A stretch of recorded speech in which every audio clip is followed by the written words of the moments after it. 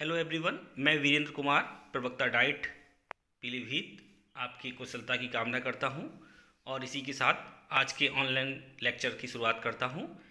आज मैं आपको प्राच्य पाश्चात्य विवाद, लॉर्ड मैकाले का विवरण पत्र और इस विवाद का अंत किस तरह से हुआ, इसके बारे में बताऊंगा। इससे पहले वीडियो में मैं आपको बता चुका हूं कि किस तरह से 1813 की आज्ञा पत्र आया और उस आज्ञा पत्र की 43वीं धारा में सरकार के द्वारा, तत्समय कंपनी के द्वारा जो शिक्षा संबंधी प्रावधान किए गए थे उनको लेकर क्या विवाद उत्पन्न हुआ।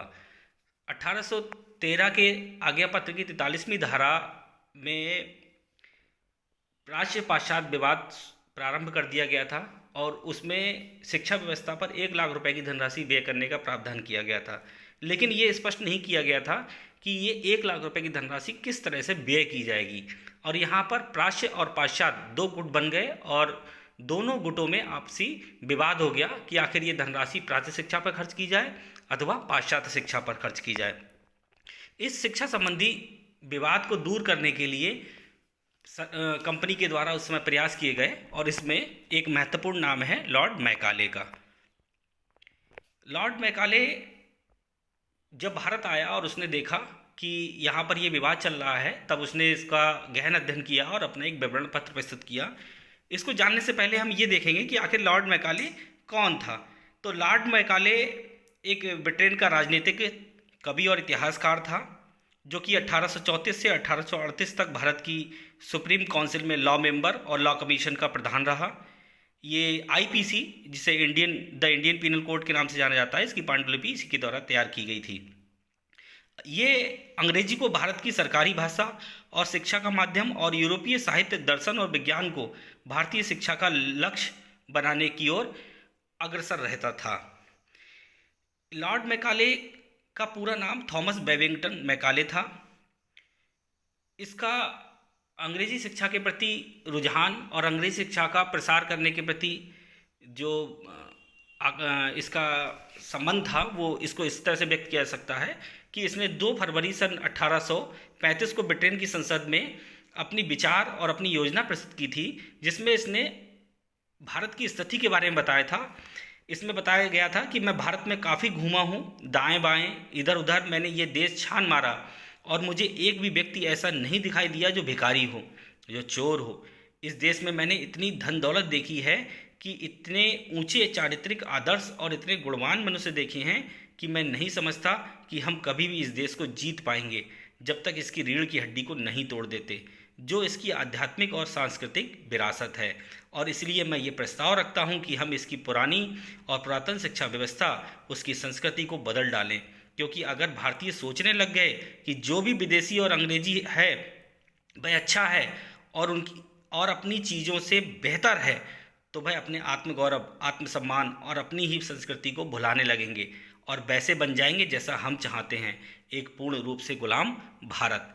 ये लॉर्ड मैकाले की मानसिकता थी भारत के प्रति और भारत को भविष्य के लिए इस तरह से तैयार करना ताकि यहाँ पर अंग्रेजी साम्राज्य के लिए कामगार पैदा हों। और इसी परिप्रेक्ष्य को ध्यान में रखते हुए इसने अपने आगे के विवरण पत्र में वर्णन किया था। जून 1834 में लॉर्ड मैकाले गवर्नर जनरल की काउंसिल में कानूनी सदस्य बनकर भारत आया। वह अंग्रेजी का विद्वान लेखक और प्रभावशाली वक्ता था।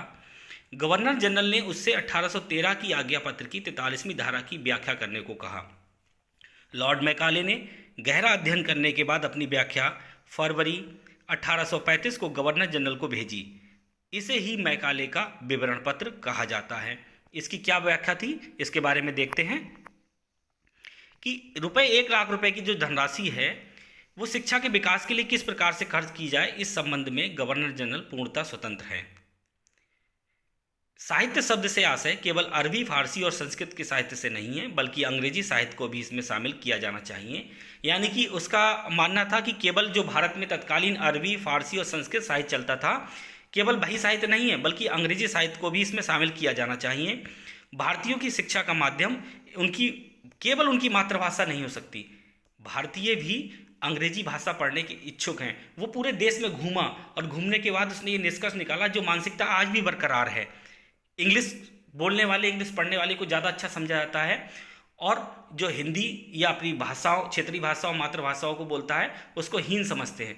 ये चीज़ उसने उस समय सन 1834-35 में इस चीज़ को भापा और उस चीज़ को समझते हुए उसने कहा कि भारतीयों की शिक्षा का माध्यम केवल उनकी अंग्रेजी भाषा नहीं हो सकती, भारतीय भी अंग्रेजी भाषा पढ़ने के इच्छुक हैं। उसने कहा कि भारतीय विद्वान से तात्पर्य मुस्लिम मौलवी और सांस्कृतिक विद्वानों के साथ साथ अंग्रेजी भाषा व साहित्य के विद्वानों से भी है। इस विवरण पत्र में उसने भारतीय शिक्षा साहित्य का विरोध किया और अंग्रेजी माध्यम से पाश्चात्य ज्ञान विज्ञान की प्रबल अनुशंसा की। उसने कहा कि अंग्रेजी का जो अंग्रेजी माध्यम से जो अंग्रेजी विज्ञान है, अंग्रेजी साहित्य है और जो पश्चिम में ज्ञान विज्ञान पढ़ाया जाता है वो हमारे भारतीय साहित्य, भारतीय ज्ञान विज्ञान से कहीं ज़्यादा श्रेष्ठ है। इसलिए उसने उस ज्ञान विज्ञान को पढ़ाने की प्रबल अनुशंसा की। उसने कहा कि अरबी, फारसी, संस्कृत भाषा के साहित्य को गंवारू गिरा हुआ बताया, वैज्ञानिक ज्ञान से विहीन बताया। और उसने कहा, ये एक उसका कोट है जो बहुत बार ये बताया जाता है, बहुत बार ये जाना जाता है। उसका कहना था कि एक अच्छे यूरोपीय पुस्तकालय की एक अलमारी का साहित्य भारत तथा अरब के संपूर्ण साहित्य के समान महत्व रखता है। यानी कि एक यूरोप की एक लाइब्रेरी की एक जो अलमारी है, उस अलमारी के अंदर जितना साहित्य है वो पूरे भारत के अरबी, फारसी, संस्कृत, इनके संपूर्ण साहित्य को मिला दिया जाए तब भी उससे श्रेष्ठ है, उससे समान महत्व रखता है, उससे श्रेष्ठ ही है वो। शिक्षा के माध्यम के रूप में अंग्रेजी का पक्ष लेते हुए उसने कहा कि भारत में अंग्रेजी सत्ताधारियों द्वारा बोली जाने वाली भाषा है। ये सरकारी पदों पर बैठे उच्च वर्ग के भारतीयों के द्वारा बोली जाती है। ये समस्त पूर्वी देशों में भारत के व्यापार की भाषा बनने वाली है। इसलिए अंग्रेजी भाषा हमारी प्रजा के लिए सर्वाधिक उपयोगी है। उस समय यूरोप पूर्वी देशों के साथ व्यापार करते था और व्यापार करने के साथ साथ राजनीतिक हस्तक्षेप भी करना शुरू कर दिया था। लेकिन वो ये जानते थे क्योंकि अगर हमारी भाषा को वहाँ के लोग समझेंगे जहाँ वो व्यापार करने जा रहे हैं तो उनका व्यापार करना बहुत अधिक अच्छी तरीके से हो जाएगा, वो अच्छी तरीके से व्यापार करने लगेंगे। इसलिए उन्होंने कहा कि अंग्रेजी भाषा हमारी प्रजा के लिए सर्वाधिक उपयोगी है। उसने आगे कहा कि हम ब्रिटिश संसद के 1813 के अधिनियम से बाधित नहीं हैं, हम अपने कोष का प्रयोग अपनी इच्छा अनुसार करने के लिए स्वतंत्र हैं। उन्होंने जो संसद, ब्रिटिश संसद और कंपनी दो अलग अलग चीज़ें थी, तो उसने कहा कि हम ब्रिटिश संसद के 1813 का जो अधिनियम है उससे बाधित नहीं हैं। हम जो अब चूँकि पैसा हम खर्च कर रहे हैं तो हम उसको खर्च करने के लिए अपनी इच्छा अनुसार स्वतंत्र हैं। हमें इस कोष को सर्वोत्तम ज्ञान का शिक्षण देने में लगाना चाहिए। अंग्रेजी का ज्ञान अरबी और फारसी, संस्कृत के ज्ञान से ज़्यादा उपयोगी है। ना तो कानून की भाषा के रूप में और ना ही धर्म की भाषा के रूप में संस्कृत और अरबी प्रोत्साहन के योग्य हैं। और अंत में उसने कहा कि इस देश के निवासियों को उत्तम अंग्रेज विद्वान बनाना संभव है और इस दिशा में हमें प्रयास करने चाहिए। इस प्रकार लॉर्ड मैकाले ने शिक्षा का उद्देश्य अंग्रेजी माध्यम से पश्चिमी साहित्य और विज्ञान का प्रचार प्रसार माना। इन विचारों के क्रियान्वयन के लिए उसने न केवल उच्च वर्ग की शिक्षा का प्रस्ताव किया, इसका समर्थन करते हुए उसने तर्क दिया कि अपने सीमित संसाधनों में हमारे लिए ये असंभव है कि जन सामान्य को शिक्षा देने का प्रयास करें। वर्तमान में हमें अपने प्रयास एक ऐसे वर्ग को बनाने में करना चाहिए जो हमारे और हमारे द्वारा शासित लाखों लोगों के बीच दुभाषीय का कार्य कर सकें और जो रंग रूप में भारतीय हों लेकिन रुचि, विचार और बुद्धि में अंग्रेज हों। इस वर्ग पर हम देसी भाषाओं को परिष्कृत करने, परिवर्तन करने और पश्चिमी शब्दावली के वैज्ञानिक पदों से संबंधित करने और विशाल जनसंख्या तक पहुंचाने का कार्य छोड़ देंगे। उसका शुरू से अर्थ यही था कि केवल हम अंग्रेजी भाषा, अंग्रेजी ज्ञान, अंग्रेजी विज्ञान, अंग्रेजी साहित्य को प्रोत्साहन दें। और चूँकि भारत की जनसंख्या इतनी थी, उस समय भी इतनी जनसंख्या थी और उस संपूर्ण जनसंख्या को अगर हम पढ़ाएंगे तो हम ठीक तरीके से नहीं पढ़ा पाएंगे। तो उनका मानना था कि हम जो ज्ञान विज्ञान जो अंग्रेजी भाषा के माध्यम से दे रहे हैं वो केवल समाज के उच्च वर्ग के उन व्यक्ति को दिया जाए जो प्रभावशाली थे और उनका प्रभाव आम जनता पर था, उनकी बात को आम जनता मानती थी और उनके द्वारा किए गए कार्यों का अनुसरण करती थी। इसलिए यदि उन लोगों को इस प्रकार का ज्ञान विज्ञान दिया जाएगा तो वह ज्ञान विज्ञान वह उच्च वर्ग के लोग अन्य लोगों को धीरे धीरे प्रदान करेंगे और इस प्रकार से ये फिल्टर होता जाएगा ऊपर से नीचे की ओर। और इसीलिए इस थ्योरी को फिल्ट्रेशन थ्योरी कहते हैं। और चूंकि ये फिल्ट्रेशन थ्योरी अधोगामी है यानी कि नीचे की ओर है, तो इसलिए कहते हैं इसको डाउनवर्ड्स फिल्ट्रेशन थ्योरी। इस प्रकार अंग्रेजों की प्रारंभिक शिक्षा नीति प्रकाश में आई, जिसमें अंग्रेजी के माध्यम से उच्च वर्ग को शिक्षित करके समाज के निम्न वर्ग तक शिक्षा के क्षण क्षण का स्वतः पहुंचने की संकल्पना की गई थी। उन्होंने ये बताया था कि हमें फिर नीचे लोगों को पढ़ाने की आवश्यकता नहीं है, क्योंकि जो हम उच्च वर्ग में लोगों को हम जो शिक्षित करेंगे, जो उच्च वर्ग के लोगों को पढ़ाएंगे, तो वो अपने आप उच्च वर्ग से ज्ञान निम्न वर्ग की ओर, मध्यम वर्ग की ओर प्रेषित होता जाएगा। ये संकल्पना अंग्रेजी शासन के पूरे काल तक बनी रही। लॉर्ड मैकाले द्वारा प्रस्तुत शिक्षा प्रसार की संकल्पना को भारतीय शिक्षा के क्षेत्र में अधोगामी निष्पंदन सिद्धांत के नाम से जाना जाता है, यानी कि डाउनवर्ड्स फिल्ट्रेशन थ्योरी। इस थ्योरी का अंग्रेज अधिकारियों, मिशनरियों के द्वारा समर्थन किया गया। इस सिद्धांत ने भारतीय शिक्षा को एक निश्चित दिशा प्रदान की। तत्समय जो भारतीय शिक्षा व्यवस्था थी उसको एक निश्चित डायरेक्शन प्रदान किया, क्योंकि अंग्रेजी साहित्य, अंग्रेजी भाषा की ओर प्रोत्साहन दे दिया गया। यद्यपि शिक्षा की गति तेज हो गई थी, लेकिन जिस उद्देश्य से इस सिद्धांत को अपनाया गया था उसमें सफलता नहीं मिली। इस सिद्धांत के प्रतिपादक लॉर्ड मैकाले को माना जाता है। यह भी जानना जरूरी है कि क्या केवल लॉर्ड मैकाले पहला ऐसा व्यक्ति था जिसने इस प्रकार का सिद्धांत दिया? नहीं, इससे पहले ईसाई मिशनरियों ने यह सुझाव धर्म के क्षेत्र में दिया था, और उन्होंने बताया था कि उच्च वर्ग के लोग ईसाई धर्म यदि स्वीकार कर लें तो उनसे प्रभावित होकर निम्न वर्ग के लोग खुद ईसाई बन जाएंगे, खुद उनका अनुसरण करते हुए ईसाई धर्म को स्वीकार कर लेंगे। 23 दिसंबर 1823 को मुंबई के गवर्नर की काउंसिल के सदस्य जो थे बार्डर ने अपने विवरण पत्र में शिक्षा के विषय में कहा था कि बहुत से व्यक्तियों को थोड़ा ज्ञान देने के बजाय थोड़े से व्यक्तियों को अधिक ज्ञान देना अधिक उत्तम है। 1830 में कंपनी के संचालकों ने मद्रास के गवर्नर को यह परामर्श दिया था कि शिक्षा की प्रगति तभी हो सकती है जब उच्च वर्ग के उन व्यक्तियों को शिक्षा प्रदान की जाए जिनके पास शिक्षा प्राप्त करने का पर्याप्त समय हो और उनका अपने देशवासियों पर प्रभाव हो। इसके बाद 1835 में लॉर्ड मैकाले ने अपने विवरण पत्र में इस सिद्धांत के पक्ष में ही सुझाव दिया था। जो पूर्व में बॉर्डर ने सुझाव दिया, गवर्नर जनरल की काउंसिल के सदस्य ने धर्म और उस समय जो सुझाव बताए थे, वही सुझाव 1835 में लॉर्ड मैकाले ने अपने विवरण पत्र में दिए।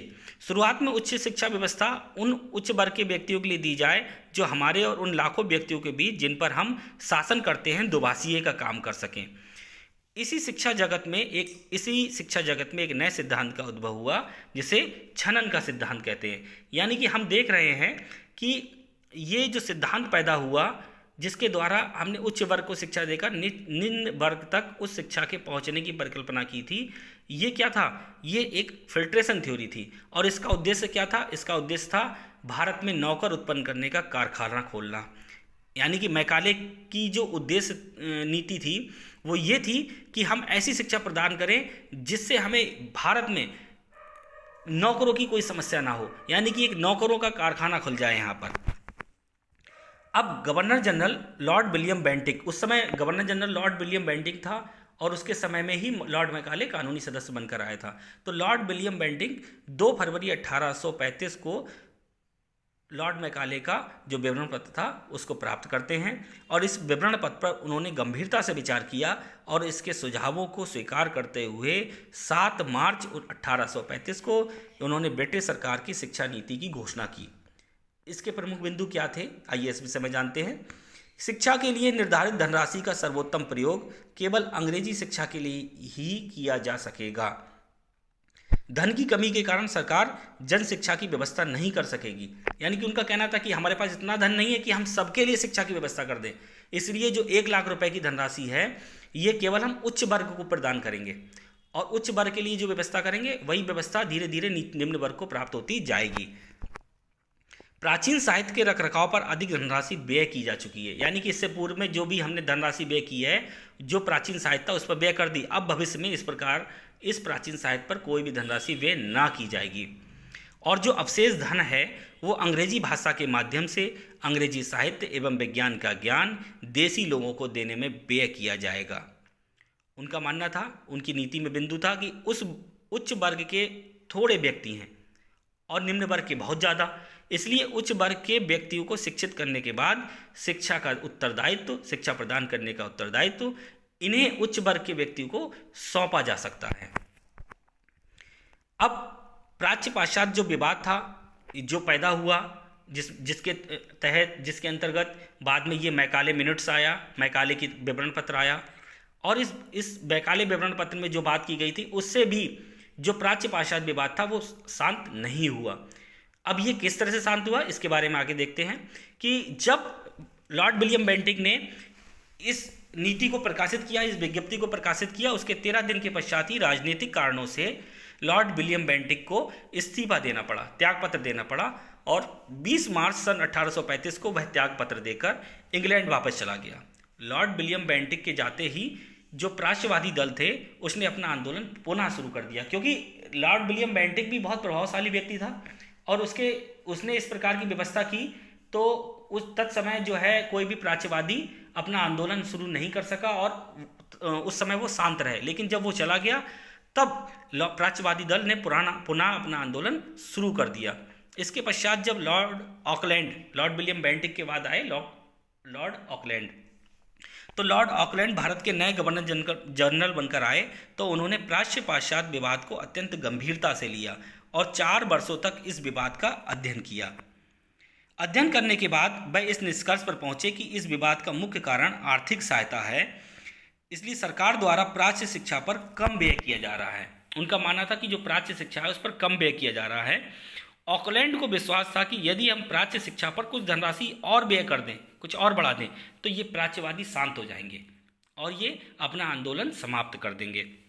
इसके लिए ऑकलैंड ने 24 नवंबर 1839 को अपना एक विवरण पत्र प्रकाशित कराया, जिसमें उसने लिखा था कि देसी विद्यालय को पहले की तरह ही चलने दिया जाए। उसका मानना था कि हम कुछ ऐसा करें जिससे प्राच्यवादी भी शांत हो जाएं और पाश्चात्यवादी भी अपने उत्कर्ष की ओर बढ़ते जाएं। तो उसने कहा कि देसी विद्यालयों को पहले की तरह ही चलने दिया जाए और उन्हें इतनी सहायता दी जाए जितनी विलियम बेंटिक द्वारा स्वीकृत की जा चुकी है। प्राच्य विद्यालयों को आर्थिक सहायता पहले दी जाए और अंग्रेजी विद्यालयों को बाद में, ताकि आम जनता संतुष्ट रहे। ऑकलैंड ने कहा कि प्राच्य विद्यालय एवं प्राच्य विषयों के शिक्षण कार्य की उचित पूर्ति करने के पश्चात अंग्रेजी की कक्षाएं खोली जा सकती हैं। प्राच्य साहित्य, प्राच्य विषय की पाठ्य पुस्तकों के प्रकाशन हेतु स्वीकृत एक निश्चित धनराशि से अधिक उसने 31,000 रुपये की धनराशि और स्वीकृत कर दी। इस धनराशि में लाभप्रद एवं उपयोगी प्राच्य पुस्तकों का मुद्रण एवं प्रकाशन किया जाए, और इस बात से प्राच्यवादी प्रसन्न हो गए, क्योंकि उन्हें 31,000 रुपये की धनराशि अतिरिक्त मिल गई। 1 लाख रुपए की धनराशि सभी के लिए थी और 31,000 रुपये की धनराशि केवल प्राच्यवादियों के लिए थी। प्राच्य विषयों के शिक्षण में पूर्णतः सक्षम देसी विद्यालयों को अंग्रेजी की कक्षाएं संचालित करने की अनुमति प्रदान की जाए।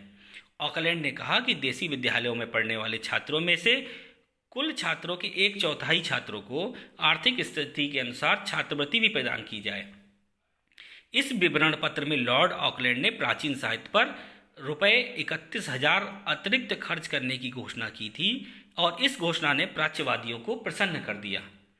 दूसरी ओर उसने पाश्चात्यवादियों को यूरोपीय साहित्य और विज्ञान के प्रसार के लिए 1 लाख रुपए से अधिक देकर संतुष्ट रखने का भी प्रयास किया, और इस प्रकार वह विवाद जो 1813 की आज्ञा पत्र की 43वीं धारा से पैदा हुआ था वो आकर ऑकलैंड के द्वारा समाप्त कर दिया गया। इस प्रकार प्राच्य पाश्चात्य विवाद का अंत हो गया।